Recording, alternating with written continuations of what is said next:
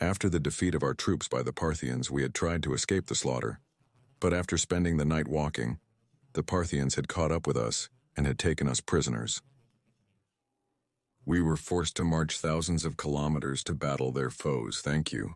They forced us to walk and walk towards the east, always towards the east, where the sun rose every morning. If you haven't heard my previous story, click on the link you'll see at the top of the screen. After weeks of marching, they gathered us all huddled together, surrounded by guards.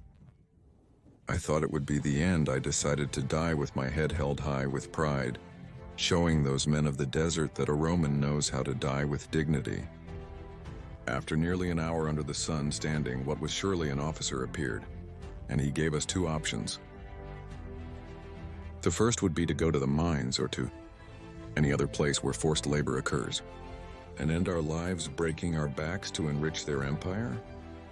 The other option would be for them to return our weapons, provide us with shelter and food, and even a small pay in exchange for us serving the Parthian Empire and defending the eastern border from the attack of the steppes men. Only 500 men opted for forced labor. The rest of us decided to do the only thing we know how to do, fight.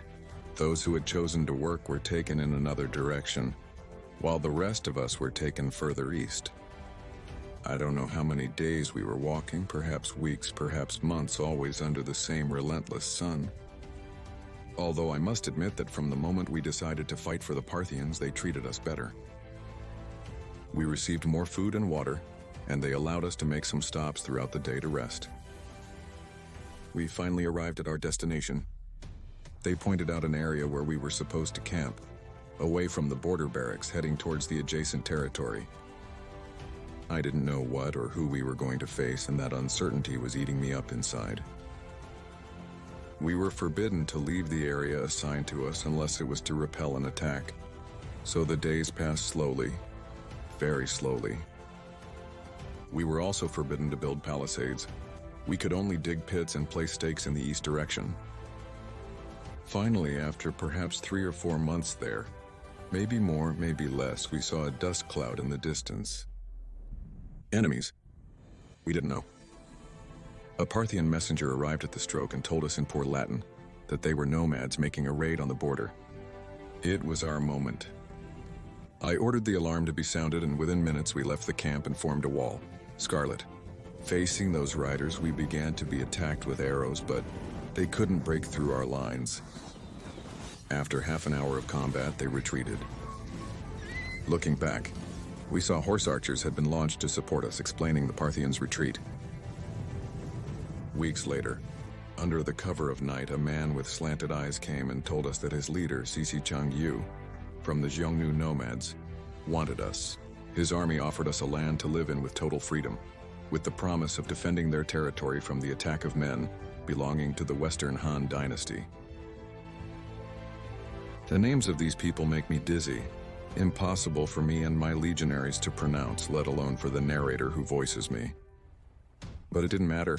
I preferred to serve those men rather than the Parthians, sworn enemies of my beloved republic, to which I was already sure I would never return. During the next new moon, we left the camp and marched towards where these lords lived, our new lords. We headed north and entered the territory you now know as Kazakhstan. There we built a fortified camp as the gods command, with its palisades, its watchtowers, its moats, its thistles, and its stakes. We lived in an illusion, but we acted like true Romans. Every day we trained our formations and our combat skills. We marched for miles, and at dusk we would disperse to take shelter behind our defenses. Over the years, we expanded the perimeter of the camp and allowed some women to settle in it. Some of us, myself included, paired up with women with slanted eyes and had our first children. It was a quiet frontier until it wasn't. The Han Dynasty had declared war on the nomads we were defending, and one fine day in the year 36 before Christ, we saw in the distance an enemy imperial army slowly approaching. We were back in combat. We sounded the alarm, and all the legionnaires armed ourselves and went to the gates to prevent the enemy from entering. We formed a testudo at the gates and held out the first salvos of projectiles that the Han launched at us. Then they charged against our shields, and we took advantage of the cessation of the projectile attack to change our formation to a shield wall. The Han came running, and the thistles fell without understanding what was hurting their feet. Finally, they collided with our shields. In combat, hand-to-hand in formation. We had no rival. For the first time in many years, we were fighting again in the way we were best at. We were stabbing the stomachs of those men without mercy. Dead and more dead piled up at our doors, but they were too many. The sheer fact of their numbers forced us to slowly retreat in formation. For every Roman who died, 4 fell. Enemies, but still we were losing men. They had too many. It was a giant army. Suddenly some trumpets sounded and they moved away from us. An officer named Tunetank came out from the enemy ranks, and praising our skill with weapons, our courage, our valor, he proposed to spare our lives and accept us as full-fledged citizens of his empire. We surrendered our weapons. We were allowed to live in a border town called Lichien, which is what these men called our Roman Republic. Marco, thank you for your story. It's time for me to step in and shed some light on this hypothesis. This story is a hypothesis. The Parthians captured many prisoners following the Battle of Cjbeards, and that many years later, when the Roman Empire asked for the return of these prisoners, the Parthians did not know what had become of them, or so they said. This, coupled with the fact that Western DNA has been found in the city of Lichien, it's the perfect recipe for an adventure story about Romans who reached China, where Rome was referred to as Lichien by the Chinese. Therefore, the fact that Western remains were found in this city supports the idea of legionnaires in China. Homer Dabbs, an English archaeologist and professor at Oxford, is the father of this hypothesis, which he put forward in 1957. Another piece of evidence supporting this theory is that Chinese sources explain how General Cheng Tan, who, remember, was the leader of the Chinese expedition against Chongnu, he had to face soldiers who fought in an anomalous way. They recount that these soldiers fought in perfect order and with impeccable discipline. It also has a formation resembling fish scales. Regarding the numbers, I must say that I have let myself go a bit. Dabb says there would be about 100 or 140 Roman legionnaires defending the city, along with more native troops. While I have said here that over 1,500 men escaped from the start. Okay, most likely, if it really happened, it was around 100, far from the 1,500 that I have said. But well, after all, it is something close to fantasy. So let's pit some good Roman courts against Chinese troops.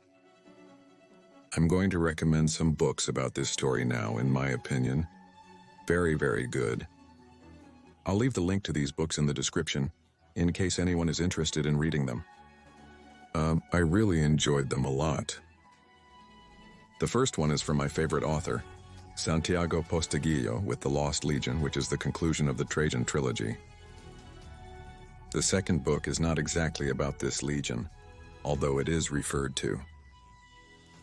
Basically, it talks about Romans who, among other things, lived an adventure. I'll stop here to avoid spoiling the story for you. Anyway, I'm rambling. The author is another one of my favorite authors, Valerio Massimo Manfredi, with the book The Empire of the Dragons. Also, highly recommended. And now we have indeed finished. I hope you enjoyed the story. Like the video if you did, and subscribe so you don't miss any videos.